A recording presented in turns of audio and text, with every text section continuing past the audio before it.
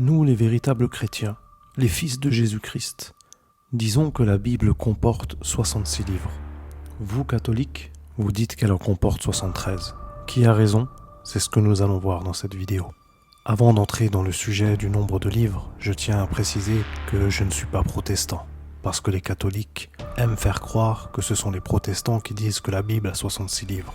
Sachez, mes amis, que tous les protestants iront en enfer avec les catholiques. Ceci étant dit, avant d'entrer dans le sujet du nombre de livres de la Bible, il y a une question qui me vient en tête.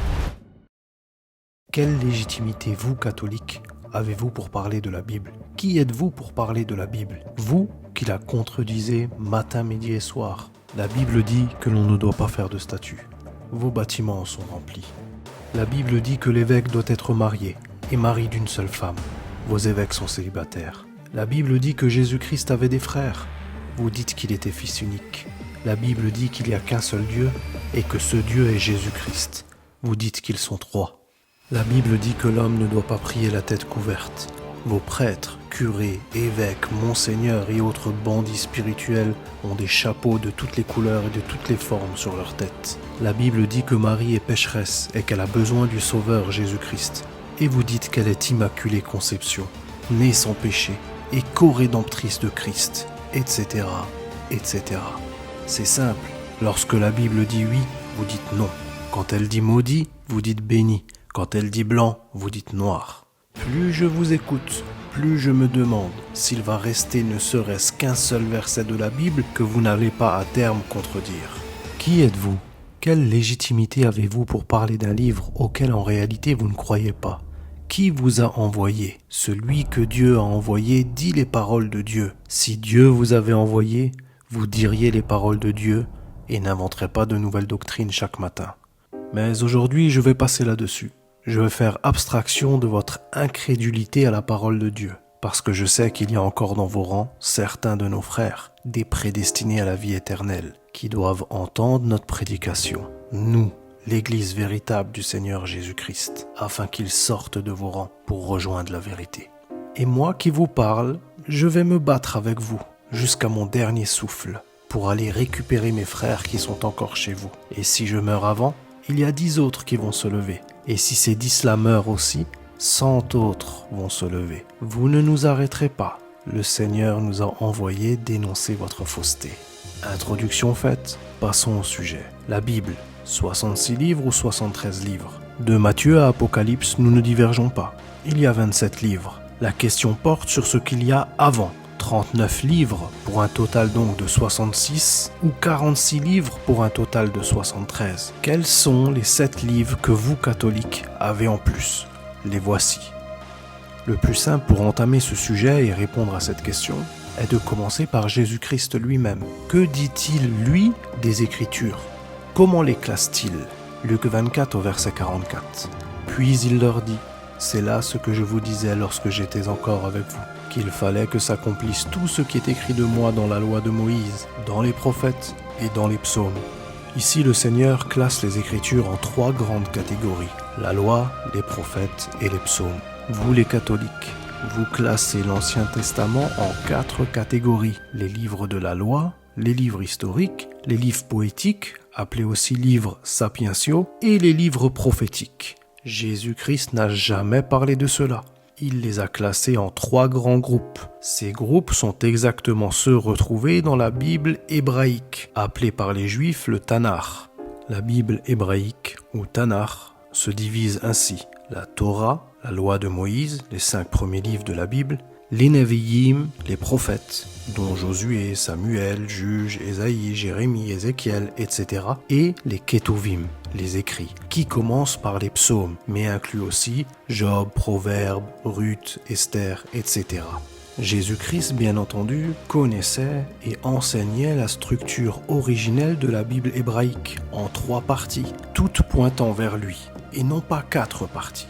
Ces 3 parties, nous les retrouvons dans la Bible hébraïque et non pas dans vos Bibles catholiques, dans lesquelles vous avez ajouté des livres. Ainsi, vous n'avez même pas réussi à garder la structure originale de la Bible et vous voulez nous expliquer à nous, les fils de Jésus-Christ, les détails des livres de la Bible? Un autre point qui devrait vous faire réagir, vous catholiques, c'est l'argument de la continuité des Écritures. Regardez comment le livre de Malachie termine, les tout derniers versets. « Voici, je vous enverrai Élie le prophète, avant que le jour de l'Éternel arrive, ce jour grand et redoutable. » Ensuite, après le livre de Malachie, il y a le livre de Matthieu. Matthieu chapitre 1 et 2 nous parle de la naissance de Jésus-Christ et de son enfance, mais directement, une fois ce sujet clôturé, que dit Matthieu ? Matthieu chapitre 3 nous parle de Jean-Baptiste, prêchant dans le désert, de Jean-Baptiste, baptisant du baptême de repentance, et de Jésus-Christ venant se faire baptiser par Jean-Baptiste. Ce même Matthieu qui a écrit juste après Malachie nous dit en Matthieu 17, du verset 10 à 13, que ce Élie qui devait revenir était en réalité Jean-Baptiste. Le livre de Matthieu est donc la suite logique du livre de Malachie. Malachie prophétise le retour de Élie et directement à la suite, on voit son retour annonçant la venue du Christ. Mais pour vous, catholiques, durant ces environ 400 années entre Malachie et Jean-Baptiste, il y a eu des livres écrits. Pour vous, les 7 livres que vous avez ajoutés ont été écrits entre Malachie et Jean-Baptiste. Vous intercalez entre la prophétie du retour d'Élie et son retour des écrits qui n'ont rien à voir. Mais comme vous êtes malin, vous avez choisi d'intercaler ces 7 livres à différents endroits de la Bible pour passer inaperçus. Alors une question, historiquement, d'où viennent ces 7 livres que vous avez en plus ? Vers moins 250 avant Jésus-Christ, un roi grec païen, appelé Ptolémée II, a fait traduire les 5 livres de la Torah, de l'hébreu vers le grec, non pas par motivation spirituelle, mais pour enrichir la bibliothèque d'Alexandrie. Cette traduction s'appelle la Septante, parce que la tradition, plutôt la légende, dit que 70 érudits juifs se seraient réunis et auraient travaillé à cette traduction. Par la suite, entre moins 200 et moins 100, d'autres livres sont traduits de l'hébreu ou composés directement en grec. Par exemple, livre de la sagesse, de Maccabée, et tout cela s'est fait progressivement. Sachez qu'il n'y a aucun manuscrit, rien qui n'ait été trouvé concernant ces 7 livres datant d'avant la Septante. Ces livres sont donc des rajouts qui ne figuraient pas dans ce que les Juifs avaient avec eux avant cela. Ces 7 livres sont communément appelés apocryphes ou deutérocanoniques. Vous-même, catholiques, vous les appelez comme ça. Mais analysons juste ces mots. Deutérocanonique vient du grec, deutéros, deuxième, canon, canon. C'est donc un deuxième canon, un deuxième texte officiel, un deuxième standard, une deuxième norme. Ce n'était donc pas l'écriture d'origine. Pareil pour le terme apocryphe, ce mot d'origine grecque qui vient de apokryphos, dont le sens original est caché ou secret, parce que apo signifie loin de, à l'écart, et krypho caché, désignait en grec quelque chose de secret, quelque chose d'occulté. Et en latin, ça a donné apokryphos, qui a été repris pour désigner des écrits douteux et non officiels. Ainsi, ces livres sont des livres occultes, secrets, cachés. Ce ne sont pas les livres officiels. Vraiment, mes amis, c'est la même méthode que le diable applique depuis le début. Il prend la vérité, il y rajoute le mensonge. D'ailleurs, en parlant de choses occultes et cachées, dites-moi, vous aimez la sorcellerie ? Parce que si vous aimez ça, vous allez être servi. Prenons l'un de ces livres qui a été ajouté. En Tobie 6, du verset 7 à 8, on lit que l'ange demande à Tobie de garder le cœur, le foie et la bile du poisson qu'il vient de pêcher, parce que ces 3-là peuvent servir à chasser un démon et à guérir la cécité. En effet, en brûlant le cœur et le foie, la fumée met le démon en fuite, et la bile appliquée sur les yeux chasse les taches blanches. Sorcellerie pure, les amis. Quand on prend le reste de la Bible, les guérisons et les délivrances viennent directement de Dieu, des prophètes, de Jésus-Christ, des apôtres. Par exemple, Moïse qui lève son bâton et Dieu ouvre la mer. Élisée qui guérit Naaman en lui demandant de se plonger 7 fois dans le Jourdain. Jésus-Christ qui guérit en imposant les mains, en touchant. Et les Écritures sont claires. Les pratiques qui ressemblent à la magie sont fermement condamnées. Vraiment, vous pensez que ces livres qui contiennent la sorcellerie, l'occultisme, la magie viennent de Dieu ?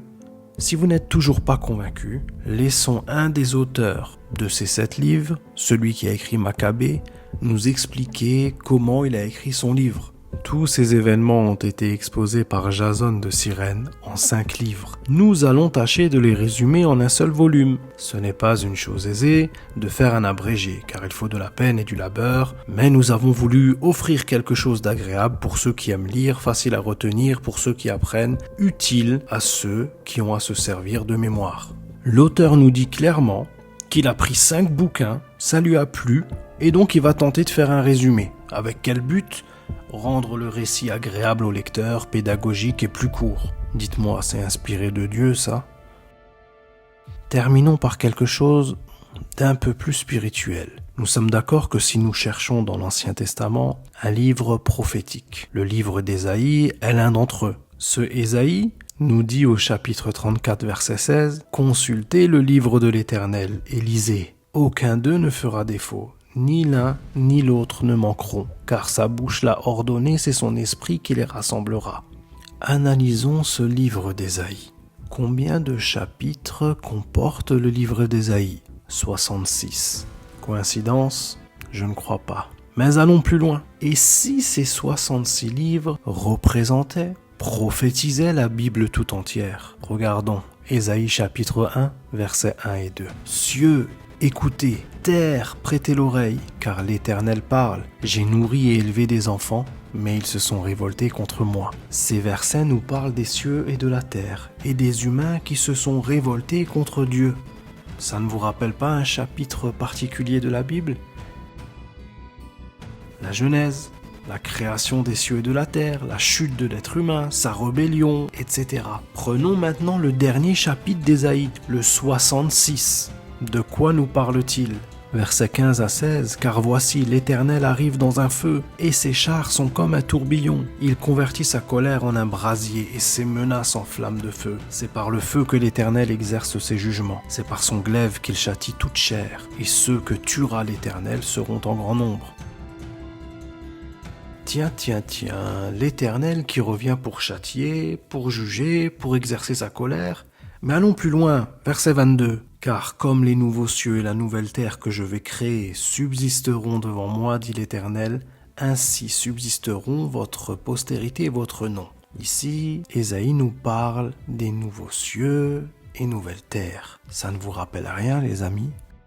C'est le sujet du livre de l'Apocalypse, le jugement de Dieu et la création des nouveaux cieux et nouvelles terres. Chapitre 1 d'Ésaïe avec Genèse, premier livre de la Bible, le commencement, le départ, la création des cieux et de la terre, la chute de l'homme. Dernier chapitre d'Ésaïe, le 66, en lien direct avec le livre de l'Apocalypse, dernier livre de la Bible, la fin, l'Apocalypse, le jugement dernier, les nouveaux cieux et nouvelles terres. Le début et la fin. Ésaïe 66 livres, la Bible 66 livres. Il y a encore tellement d'arguments, à la fois historiques, prophétiques et spirituels, mais la vidéo doit s'arrêter ici. Alors mes amis catholiques, si vous voulez en savoir plus, posez vos questions aux vrais membres de la véritable Église de Jésus-Christ. Je vous laisse comme d'habitude une liste de contacts. N'hésitez pas à contacter les hommes de Dieu, peu importe votre pays, afin d'entendre la vérité, le véritable évangile, puis de prendre votre baptême au nom de Jésus-Christ pour le pardon de vos péchés, pour enfin recevoir le Saint-Esprit et être sauvé une fois pour toutes, à tout jamais. À bientôt les amis pour une prochaine vidéo.